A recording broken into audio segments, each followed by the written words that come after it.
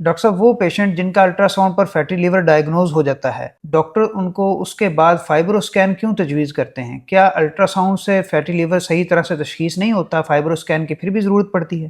Ultra sound ایک اچھا test ہے فیٹی لیور کی ڈائگنوسس کے لیے۔ اس پہ مائلڈ، ماڈریٹ اور سیویئر اس کی سیویرٹی کے اعتبار سے وہ ڈائگنوز ہو جاتا ہے، لیکن الٹرا ساؤنڈ کے ذریعے اس کی پوری وضاحت نہیں ہوتی کہ آیا یہ فیٹی لیور اس کا کیا سکور ہے، اور دوسرا یہ تشخیص نہیں ہوتی کہ آیا اس میں سٹفنس یعنی سختی یا فائبروسس یہ کتنی۔ تو ایک چیز تو ڈائگنوز ہو رہی ہے، لیکن دوسری جو کہ بہت اہم ہوتی ہے کہ آیا یہ سادہ فیٹی لیور ہے یا اس میں فائبروسس ہو چکی ہے۔ اس کے لیے فائبرو اسکین ضروری ہوتا ہے، کیونکہ فائبرو اسکین میں دونوں چیزیں ہو رہی ہوتی ہیں۔ اس میں بیک وقت نہ صرف فیٹی لیور کی سٹیجنگ ہوتی ہے، بلکہ اس کے ساتھ فائبروسس کے اس کے گریڈز بھی نظر آتے ہیں کہ یہ F0 ہے، F1 ہے، F2 ہے یا F3 ہے، اور خدا نہ خواستہ کہیں F4 تو نہیں۔ تو اس لیے اس لحاظ سے الٹرا ساؤنڈ ایک ابتدائی ٹیسٹ ہے، لیکن اس کو صحیح طریقے سے پیشنٹ کو ڈائگنوز کرنے کے لیے، اس کی لیور کی صحیح کنڈیشن دیکھنے کے لیے فائبرو اسکین یہ اس سے کہیں بہتر ٹیسٹ ہے۔ یعنی الٹرا ساؤنڈ کے اندر اس کے سائز کا پتہ چل جاتا ہے، سرفس کی ریگولیرٹی کا پتہ چل جاتا ہے، لیکن وہ سختی کتنی ہے یہ آپ کو فائبرو اسکین میں پتہ چلے گا۔ ہاں، یعنی وہ ایک بہتر ٹیسٹ ہے، گو کہ مہنگا تو ہے اور ہر جگہ اویلیبل بھی نہیں ہے، لیکن اس کی افادیت اور اس کی سپیریئرٹی زیادہ ہے۔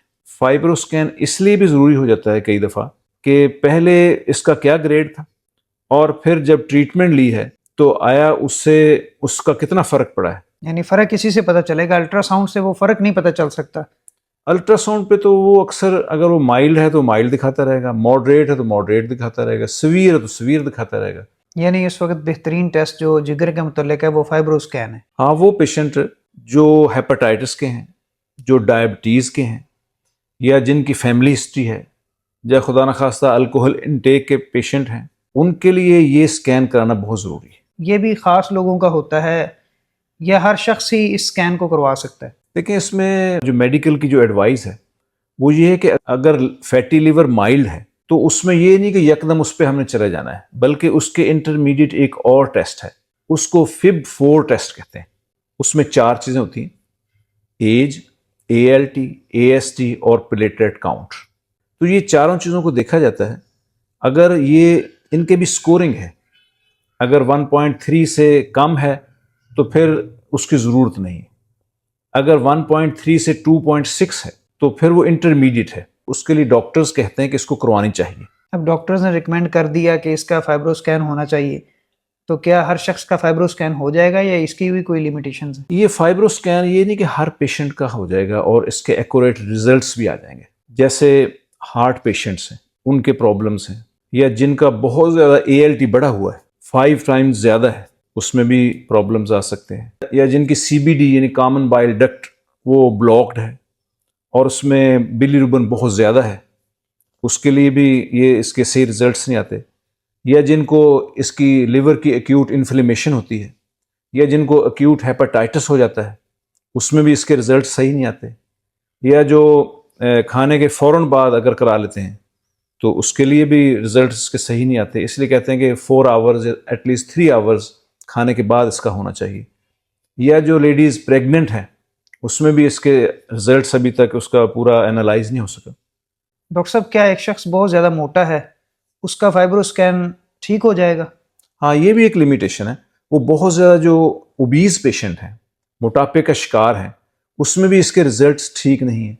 اور چونکہ اس کو ایسے کرنا ہوتا ہے کہ یہ رائٹ ریبس ہیں اس سائڈ کے اوپر، یہاں پر اس کو پروب کو لگاتے ہیں، تو اگر ریبس کے اندر فاصلہ زیادہ نہیں ہے تو ان میں بھی اس کے ریزلٹس پراپر نہیں آتے۔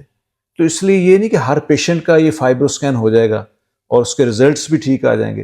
اور اس کے علاوہ ایک اور بات بھی ہوتی ہے کہ جو آپریٹر ہے اس کا ایکسپیرینس کتنا ہے، اور آیا اس کا نالج کتنا ہے، اس کو صحیح طور پر انٹرپریٹ کر سکتا ہے یا نہیں کر سکتا، اس سے صحیح ریزلٹس اخذ کر سکتا ہے کہ نہیں کر سکتا، مشین کی کیا کنڈیشن ہے۔ میرا خیال یہاں پر پاکستان میں 1.5 کروڑ روپے کی مشین ہے، تو لوگ کوشش کرتے ہوں گے کہ 40-50 لاکھ کی کوئی یوز میں مل جائے، تو ہو سکتا ہے اس پہ بھی اچھے رزلٹ صحیح طرح سے پوری طرح سے نہ ملے ہمیں. ہاں، چونکہ یہ ایکسپینسو مشین ہے اس لیے عام اویلیبل نہیں ہوتی، اور بڑے سیٹ اپس ہیں وہی رکھتے ہیں. عام ڈاکٹرز کے لیے اس کو یعنی چلانا بہت مشکل ہوتا ہے. پھر اس میں ایک اور پرابلمس ہوتے ہیں، اس کی پروبز ڈفرینٹ ہیں. ڈاکٹر صاحب فائبرو اسکین میں جیسے کہ آپ نے بتایا کہ دو چیزیں دیکھی جاتی ہیں، ایک تو فیٹ کے ڈپازٹس کو دیکھا جاتا ہے اور دوسرا اس کے فائبروسس کو دیکھا جاتا ہے. تو ان دونوں میں کیا کیا چیزیں ہوتی ہیں جن سے یہ پتہ چلتا ہے کہ کتنی خرابی واقع ہو چکی ہے؟ یہ اس مشین میں دو ریڈنگز آتی ہیں. ایک تو یہ ہے کہ فیٹ ڈپازٹس کتنے ہیں، اسے کیپ کہتے ہیں، cap score S0 S1 S2 S3. اس میں فگرز ہیں. یہ کیپ سکور جو ہے نا، اگر 238 سے کم ہے تو اس کا مطلب ہے کہ اس آدمی میں فیٹ ڈپازٹ نہیں. S1 میں 259 تک اس کی ریڈنگ ہے تو یہ مائلڈ ہم اسے کہہ سکتے ہیں، اور اگر 290 تک چلا جاتا ہے تو یہ انٹرمیڈیٹ ہے. لیکن اگر 290 سے ابو ہے تو اس کا مطلب فیٹ ڈپازٹس بہت زیادہ ہیں، اس کی کنڈیشن سویر. دوسری چیز جو دیکھی جاتی ہے وہ لیور کی سٹفنس، یعنی اس کے اندر ہارڈنس کتنی زیادہ ہے، اس کے اندر فائبروسس کتنی زیادہ ہے، یعنی اس کے اندر سکارنگ کتنی زیادہ ہے. بار بار جو جگر زخمی ہوا ہے، اور جیسے ایک زخم ہوتا ہے جب وہ زخم ہیل اپ ہو جاتا ہے تو وہاں سکار بن جاتا ہے. تو اس کے لیے جب یہ ٹیسٹ کیا جاتا ہے تو اس سے ساؤنڈ ویوز ہوتی ہیں، وہ جتنی جلدی واپس آ جاتی ہیں اس کا مطلب سکارنگ بہت زیادہ ہے. تو اس میں اگر 5.5 kPa سے کم ہے تو نارمل ہے، لیکن اگر 7 تک ہے تو وہ F1 ہے، مائلڈ ہے. صحیح. لیکن اگر 9.5 تک ہے اس کو F2 کہتے ہیں، یہ درمیانے درجے کا ہے.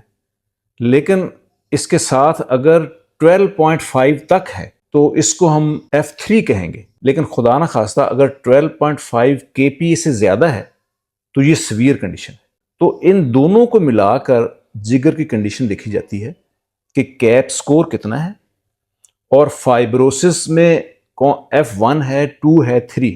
خدا نہ خواستہ اگر F3 کے بعد یعنی 12.5 ہے اور اس سے ابو ہے تو یہ F4 ہو گیا، تو پیشنٹ جو ہے وہ سیروسس میں چلا گیا. ان دونوں کو ملا کر لیور کی صحیح کنڈیشن کو ایویلیویٹ کیا جاتا ہے. جب کسی شخص کا فائبرو سکین ہو جائے، اب اس میں خرابی آ گئی درمیانے درجے سے زیادہ درجے کی، اب اس میں ٹریٹمنٹ آگے کس طرح سے چلے گی؟ ڈاکٹرز پھر فیٹی لیور کے ٹریٹمنٹ میں semaglutide, pioglitazone, vitamin E, lifestyle changes, habit changes, walk, اپنی لائف کو درست کرنا، بیکری آئٹمز کو ختم کرنا، ساتھ یہ ٹریٹمنٹس دیتے ہیں. اور پھر اس کے ساتھ ساتھ یہ دیکھتے ہیں کہ آیا اس کے سکور کم ہوئے ہیں کہ نہیں ہوئے.